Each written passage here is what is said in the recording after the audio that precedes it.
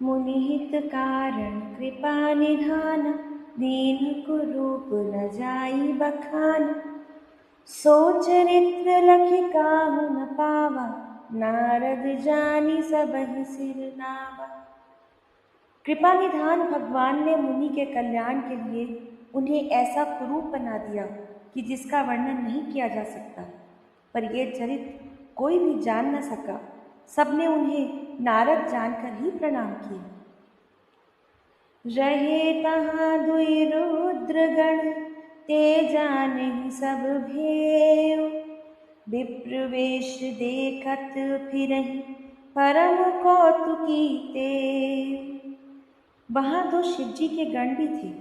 वे सब भेद जानते थे और ब्राह्मण का वेश बनाकर सारी लीला देखते फिरते थे। वे भी बड़े मौजी थे। जेहि समाज बैठे मुनि जाय, हृदय रूप अहमिति अधिकाय। तहाँ बैठे महेश गण दो, विप्र वेश गति लखई न को। नारद जी अपने हृदय में रूप का बड़ा भारी अभिमान लेकर जिस समाज की पंक्ति में जाकर बैठे थे, ये शिवजी के दोनों गण भी वहीं बैठ गए। ब्राह्मण के वेश में होने के कारण उनकी इस चाल को कोई जान न सका। करहि कोटि नारद ही सुनाई, नीकी दीनी हरि सुंदरताई।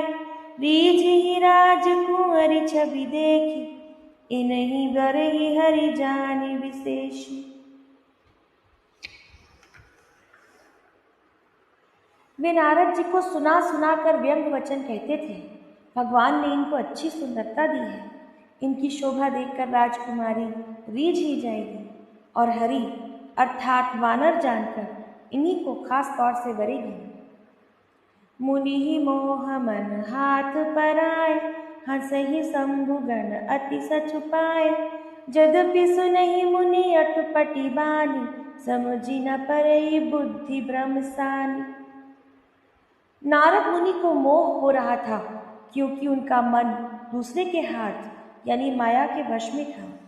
शिवजी के गण बहुत प्रसन्न होकर हंस रहे थे।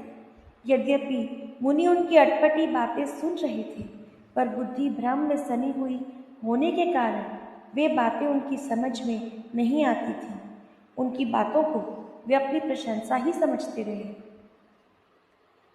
काहू न लखा सो चरित विशेष, सो स्वरूप नृप कन्या देखा।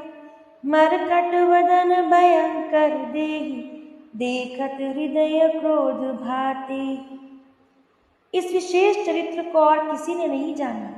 केवल राजकन्या ने नारद जी का वह रूप देखा। उनका बंदर जैसा मुंह और भयानक शरीर देखते ही कन्या के हृदय में क्रोध उत्पन्न हो गया। सखी संग ले कुंवरी तब, चली जन राजमराल। देखत फिरई महीप सब, कर सरोज जयमान। तब राजकुमारी सखियों को साथ लेकर इस प्रकार चली मानो राजहंसिनी चल रही हो। वो अपने कमल जैसे हाथों में जयमाला लिए सब राजाओं को देखती हुई घूमने लगी। जेहि दिसि बैठी नारद फूली, सो दिसि तेहि न बिलोकी भूली। पुनि पुनि मुनि उक सही अकुलाहि, देखि दसाहर गन मुस्काई। जिस ओर नारद जी रूप के गर्व में फूले बैठे थे, उस ओर उसने भूल कर भी नहीं ताका। नारद मुनि बार बार उचकते और छटपटाते हैं। उनकी दशा देखकर शिवजी के गण मुस्कुराते हैं। धरि नृप तनि तहाँ गयउ कृपाला, कुंवरी हरषि मेलेउ जयमाला।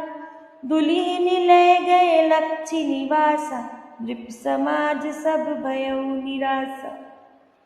कृपालु भगवान श्री हरि भी राजा का शरीर धारण कर वहां आ पहुंचे। राजकुमारी ने हर्षित होकर उनके गले में जयमाला डाल दी। लक्ष्मी निवास भगवान दुल्हीन को ले गए। सारी राजमंडली निराश हो गई। मुनियति विकल मोह मति नाठ, मनि गिरि गई छूटी जन गाठ। तब हर गन बोले मुस्काई, निज मुख मुकुर बिलोक हो जाई। मोह के कारण मुनि की बुद्धि नष्ट हो गई थी। इसी से वे राजकुमारी को गई देखकर बहुत विकल हो गए, मानो गांठ से छूटकर मणि गिर गई हो। तब शिवजी के गणों ने मुस्कुराकर कहा, जाकर दर्पण में अपना मुख तो देखिए। अस कही दो भागे भय भारी, बदन दीख मुनि बारी निहारी। वेश विलोकी क्रोध अति बाढ़, तिन्हि सराप दीन अति गाढ़। ऐसा कहकर वे दोनों बहुत भयभीत होकर भागे। मुनि ने जल में झांक कर अपना मुंह देखा और अपना रूप देखकर उनका क्रोध बहुत बढ़ गया। उन्होंने शिवजी के उन गणों को अत्यंत कठोर श्राप दे दिया। हो निशाचर जाई तुम, कपटी पापी दो। हसेहु हमहि सो लेहु फल, बहुरी हसेहु मुनि को। तुम दोनों कपटी और पापी जाकर राक्षस हो जाओ। तुमने हमारी हंसी की, उसका फल चखो। अब फिर कभी किसी मुनि की हंसी ना करना। पुनि जल दीख रूप निज पावा, तदपि हृदय संतोष न आवा। फरकत अधर कोप मन माहि, सदपि चले कमलापति पाहि। मुनि ने फिर जल में देखा तो उन्हें अपना असली रूप प्राप्त हो चुका था।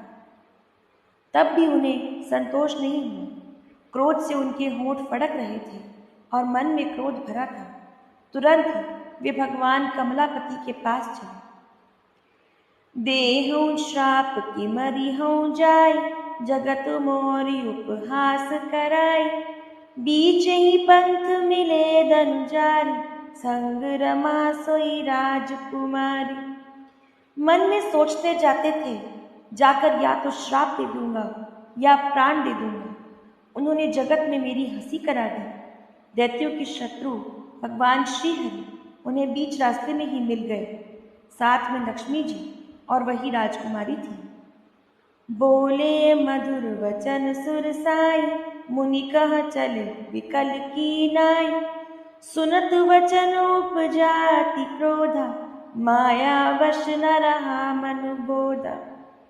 देवताओं के स्वामी भगवान ने मीठी वाणी में कहा, हे मुनि, इस प्रकार व्याकुल होकर कहाँ चले? ये शब्द सुनते ही नारद को बड़ा क्रोध आया। माया के वशीभूत होने के कारण मन में चेतना नहीं रही।